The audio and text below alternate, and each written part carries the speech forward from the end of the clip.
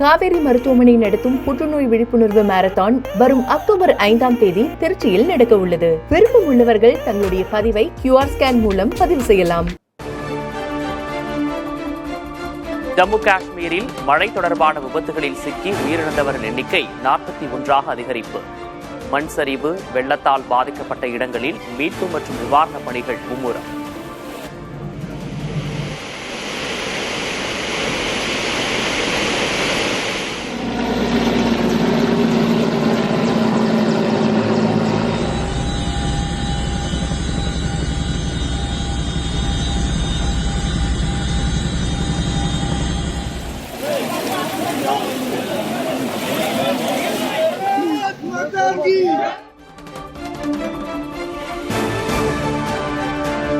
தெலங்கானாவில் பெய்து வரும் கனமழையால் காமரெட்டி, மேடக் மாவட்டங்களில் வெள்ளப்பெருக்கு. மழை தொடர்பான விபத்துகளில் சிக்கி 3 பேர் உயிரிழந்த சோகம்.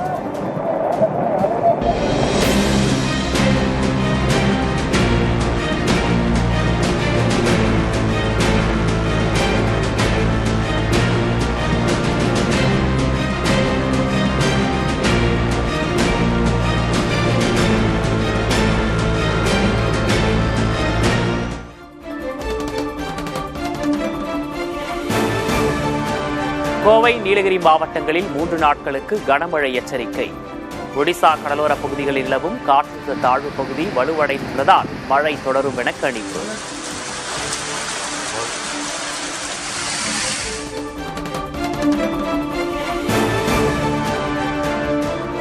கனமழையால் வெள்ளத்தில் தத்தளிக்கும் பாகிஸ்தான். குடியிருப்புகள், விளைநிலங்கள் நீரில் மூழ்கியதால் பொதுமக்களின் இயல்பு வாழ்க்கை முடக்கம்.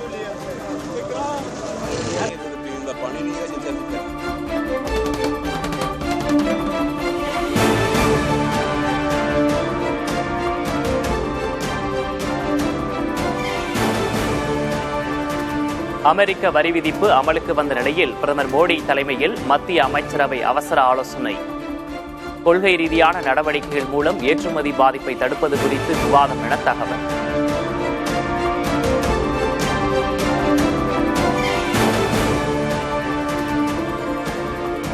மோடி, ட்ரம்ப் இடையே சிறப்பான புரிதல் இருப்பதால் இரு நாடுகளுக்குள் சிக்கல் எழாது.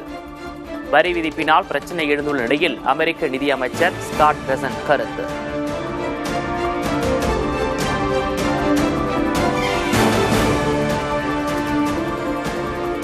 அமெரிக்காவின் கூடுதல் வரி விதிப்பால் தமிழகத்தில் ஏற்றுமதி தொழில் பாதிக்கும் அபாயம். பின்னலாடை, தோல் பொருட்கள், இறால் வளர்ப்பு தொழில் முடங்க வாய்ப்பு.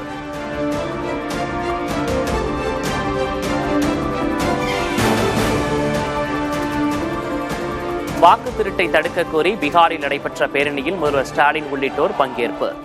குஜராத் மாடல் என்பது வாக்கு திருட்டு மாடல் என ராகுல் காந்தி குற்றச்சாட்டு.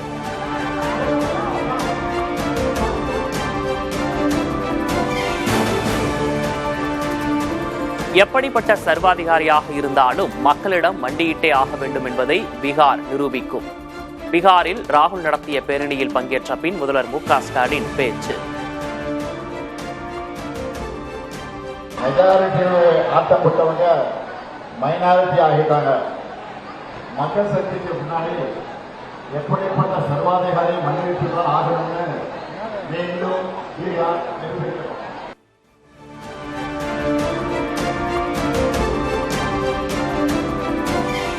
RSS பாஜக கட்டுப்பாட்டிற்குள் அதிமுக சென்றுவிட்டதாக திருமாவளவன் விமர்சனம். அதிமுகவை விழுங்க பல யுக்திகளை RSS கையாள்வதாகவும் கருத்து. அதிமுகவை விழுங்குவதற்கு அந்த இயக்கம் பல உத்திகளை கையாண்டு வருகிறது.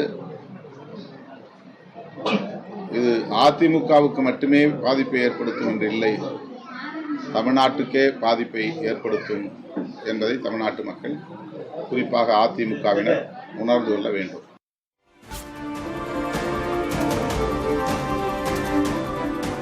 அமெரிக்காவின் மின்னபோலிஸ் நகரில் பள்ளியில் நடந்த துப்பாக்கிச் சூட்டில் 2 உயிரிழப்பு. தாக்குதல் நடத்தியவரும் தன்னைத்தானே சுட்டு தற்கொலை செய்ததாக போலீசார் தகவல்.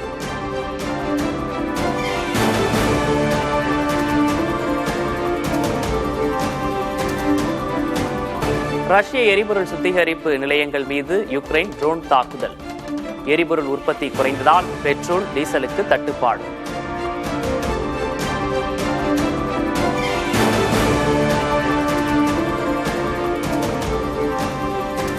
நான்கு நாட்கள் அரசுமுறை பயணமாக ஜப்பான், சீனா நாடுகளுக்கு இன்று செல்லும் பிரதமர் மோடி. இரு நாட்டு தலைவர்களை சந்தித்து பல்வேறு விவகாரங்கள் குறித்து பேச்சுவார்த்தை நடத்தவும் திட்டம்.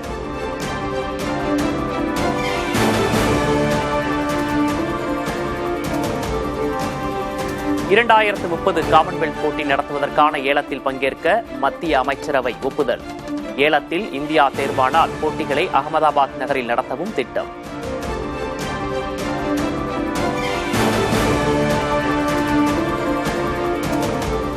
சென்னை மெரினாவில் விநாயகர் சிலைகளை கரைக்க ஏற்பாடு. பட்டினப்பாக்கத்தில் மணலில் லாரிகள் செல்வதற்காக கொட்டப்பட்ட கட்டடக் கழிவுகள்.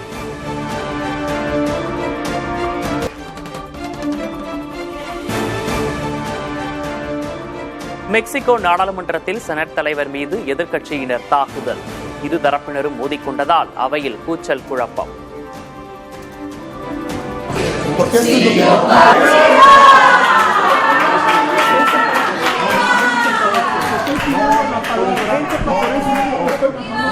காவேரி மருத்துவமனை நடத்தும் புற்றுநோய் விழிப்புணர்வு மாரத்தான் வரும் அக்டோபர் 5ஆம் தேதி திருச்சியில் நடக்க உள்ளது. விருப்பம் உள்ளவர்கள் தங்களுடைய பதிவை QR ஸ்கேன் மூலம் பதிவு செய்யலாம்.